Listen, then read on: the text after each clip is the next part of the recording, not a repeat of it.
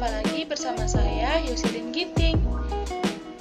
Di video kali ini, kita akan membahas secara singkat kasus pelanggaran kode etik akuntan profesional dan akuntan publik pada PT Kereta Api Indonesia pada tahun 2005 sampai 2006. Nah, di video kali ini, kita akan membahas apa saja latar belakang kasusnya, siapa-siapa saja yang terlibat, dan masih banyak lagi. Stay tune ya! PT Kereta Api Indonesia atau PT KAI merupakan badan usaha milik negara yang menyelenggarakan jasa angkutan kereta api. Pada akhir Maret 2007, DPR mengesahkan revisi Undang-Undang Nomor 13 Tahun 1992, yaitu Undang-Undang Nomor 23 Tahun 2007, yang menegaskan bahwa investor swasta maupun pemerintah daerah diberi kesempatan untuk mengelola jasa angkutan kereta api di Indonesia. Dengan demikian, pemberlakuan undang-undang tersebut secara hukum mengakhiri monopoli PT KAI dalam mengoperasikan kereta api di Indonesia. Didi Haryanto adalah Direktur Utama PT KAI saat ini, menggantikan posisi Edi Sukmoro yang telah menjabat sebelumnya. Kasus ini bermula saat ditemukannya laba senilai 6,9 miliar pada laporan keuangan tahunan PT KAI. Padahal, apabila diteliti dan dikaji lebih rinci, perusahaan justru menderita kerugian sebesar 63 miliar. Laporan keuangan tersebut telah diaudit oleh kantor akuntan publik Esmanan dan Partner dan diberikan opini wajar tanpa pengecualian. Setelah dilakukan penelitian lebih lanjut, maka ditemukan beberapa akun yang menjadi target manipulasi oleh akuntan profesional di PT KAI. Di antaranya, 1. Pajak pihak ketiga yang sudah 3 tahun tidak pernah ditagih, tetapi dalam laporan keuangan masih dimasukkan sebagai pendapatan. Perusahaan menganggap kekeliruan direksi dalam mencatat penerimaan perusahaan selama tahun 2005. Yang kedua, kerugian penurunan nilai persediaan suku cadang dan perlengkapan senilai 24 miliar tidak dibebankan seluruhnya dalam tahun 2005. Yang ketiga, bantuan pemerintah yang belum jelas statusnya dicatat sebagai hutang.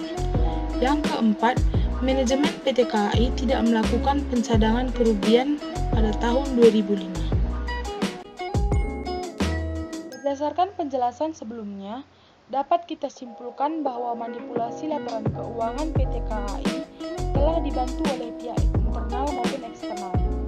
Pihak eksternal merupakan kantor akuntan publik Esmanan, Sofwan, Adnan dan rekan sebagai auditor laporan keuangan PT KAI, komisaris sekaligus komite audit PT KAI. Dan pihak internal adalah akuntan internal PT KAI, seperti akuntan profesional dan direksi keuangannya. Karena tindakan tersebut, secara otomatis kedua akuntan telah melanggar kode etik profesi mereka. Kode etik yang dilanggar oleh auditor internal PT KAI berupa 1. Tanggung jawab profesi.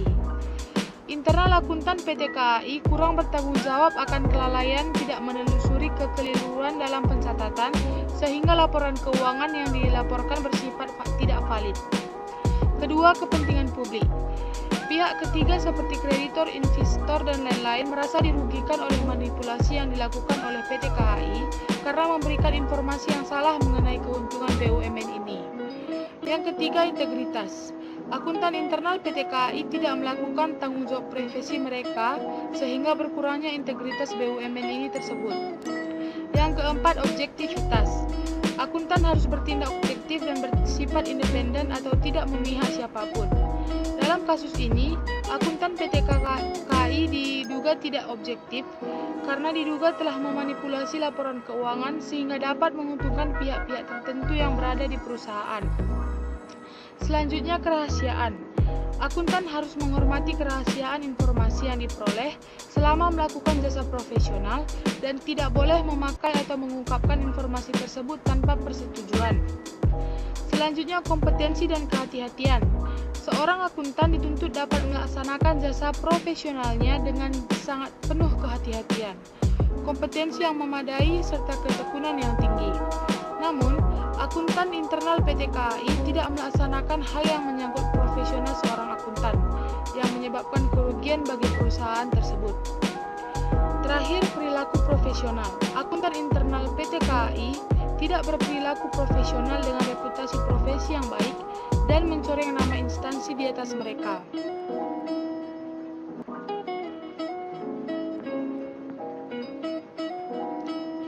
Selanjutnya, kode etik akuntan yang dilanggar oleh KAP Esmanan.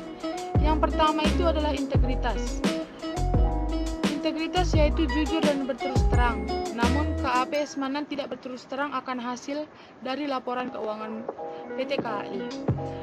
Kedua, kompetensi dan kehati-hatian. Kompetensi dan kehati-hatian bisa berupa pencapaian dan pemeliharaan kompetisi profesional dan cermat. Namun mereka mengklaim tidak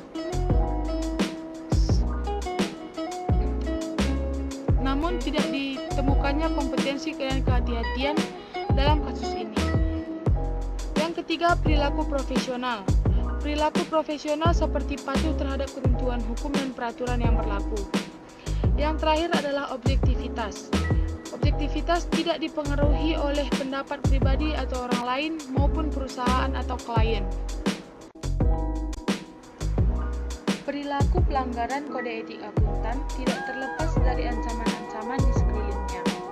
Ancaman bagi akuntan publik dan akuntan internal bisa dibagi menjadi 5, yaitu ancaman advokasi, ancaman telaah pribadi, ancaman kepentingan pribadi, ancaman kedekatan, dan ancaman intimidasi. Menurut saya, ancaman yang paling menonjol dalam kasus ini adalah ancaman advokasi, karena kedua akuntan publik maupun internal sangat totalitas dalam mendukung kliennya sampai-sampai mengorbankan profesionalitas mereka demi keuntungan perusahaan atau klien. Pengamanan yang seharusnya dilakukan oleh kedua akuntan untuk menghindari pelanggaran kode etik ada 2. Yang pertama, pengamanan yang diciptakan oleh profesi, perundang-undangan, dan pemerintah. Bisa seperti persyaratan pendidikan, pengetahuan tata kelola perusahaan, standar profesi, dan lain-lain. Pengamanan yang kedua adalah pengamanan di lingkungan kerja, seperti sistem pengawasan korporat, program etika pada instansi, pengendalian internal yang kuat, penegakan disiplin yang memadu. Jika kedua akuntan menerapkan pengamanan ini terlebih dahulu, maka seharusnya tidak akan terjadi pelanggaran kode etik profesi mereka. Atas pelanggaran kode etik tersebut, maka diberikan sanksi kepada kedua akuntan yang terlibat. Untuk KAP Esmanan dan rekan, sanksi yang diberikan berupa pembukuan izin akuntan publik selama 10 bulan sejak tanggal 6 Juli 2007 melalui keputusan Menteri Keuangan nomor 500/KM.1/2007. Selama izinnya dibekukan, kantor akuntan publik tersebut dilarang memberikan jasa termasuk audit umum, review, audit kinerja, dan audit khusus.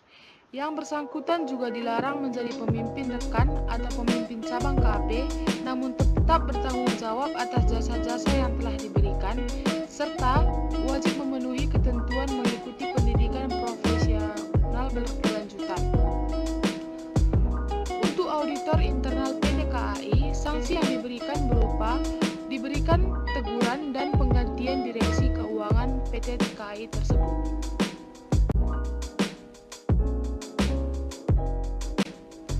Terima kasih telah menonton video ini. Lebih kurangnya, inilah hal-hal yang bisa saya sampaikan dalam analisis pelanggaran kode etik akuntan publik dan akuntan profesional PT KAI. Jika kalian suka, silakan like, comment, and share. Dadah!